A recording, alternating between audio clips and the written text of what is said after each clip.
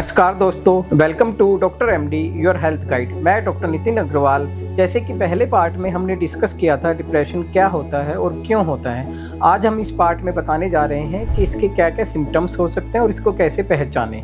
Depression के multiple symptoms हो सकते हैं जिसको हम डिवाइड करते हैं इमोशनल सिम्टम्स, फिजिकल सिम्टम्स और behavioural symptoms. So emotional symptoms में कि जैसे कि उदासी बने रहना।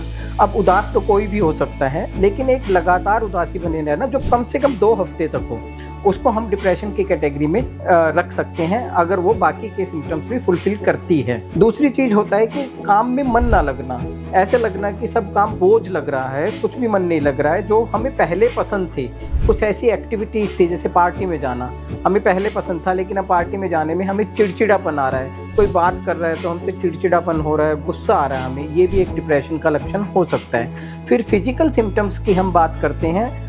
कुछ लोगों को आज भी ये लगता है कि जैसे अगर दर्द हो रहा है हमारे शरीर में तो उसमें कोई ना कोई फिजिकल रीजन जरूर होगा, लेकिन मैं आपको बताना चाहूँगा कि दर्द होने के पीछे हमारी जो मेंटल इलनेस भी एक रिस्पॉन्सिबल होती है। जैसे कि हेडेक होना, टेंशन के कारण हेडेक हो सकती है, चेस्ट पेन होना, एंजाइटी के कारण चेस्ट पेन हो सकती है, और पेट में दर्द होना जैसे कि IBS इरिटेबल बाउल सिंड्रोम, ये भी एक साइकोलॉजिकल डिसऑर्डर है जिसमें पेट में दर्द हो सकता है। फिर फटीग होना, थकान होना, ऐसे लगना कि जैसे शरीर में एनर्जी रही ही नहीं है, ये भी एक डिप्रेशन का सिम्टम हो सकता है।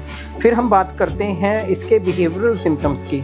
सोशल आइसोलेशन होना, लोग अपने आप को अलग थलग कर देते हैं, दूसरों से बात करने का मन नहीं करता है तो सोशली आइसोलेट हो जाते हैं। दूसरी चीज़ होती है कि हमारी एफिशिएंसी जो होती है, अगर बच्चे हैं तो उनकी स्कूल परफॉर्मेंस डाउन हो जाती है, अगर अडल्ट हैं और जॉब कर रहे हैं तो उनकी जॉब की एफिशिएंसी घट जाती है, ये भी एक डिप्रेशन का लक्षण हो सकता है। और इसके अलावा कुछ लोग सब्सटेंस यूज करने लग जाते हैं, जैसे एक्सेसिव स्मोकिंग करना, अल्कोहल करना, ये भी डिप्रेशन के लक्षण हो सकते हैं, या फिर कुछ इलीगल सब्सटेंस लेना।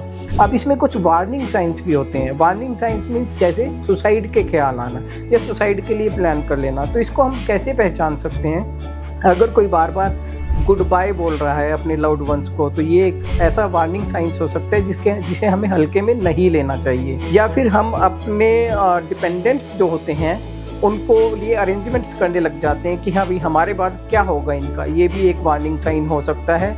फिर हम बात करेंगे कि भी इसको हम पहचाने कैसे। अगर आपके फैमिली या फ्रेंड्स में आपको लगता है कि कोई डिप्रेशन से सफ़र कर रहा है तो उससे ओपनली बात करें, ओपन एंडेड क्वेश्चन पूछें कि भाई आपकी अपनी फीलिंग आप बताएं कि कैसा लग रहा है आपको, वो अपने इमोशंस को शेयर करें। हो सकता है कि वो खुद से ना बोल पाएँ, अगर ऐसा करते हैं तो हो सकता है आप उनकी मदद कर पाएँ और प्रोफेशनल हेल्प ले पाएँ।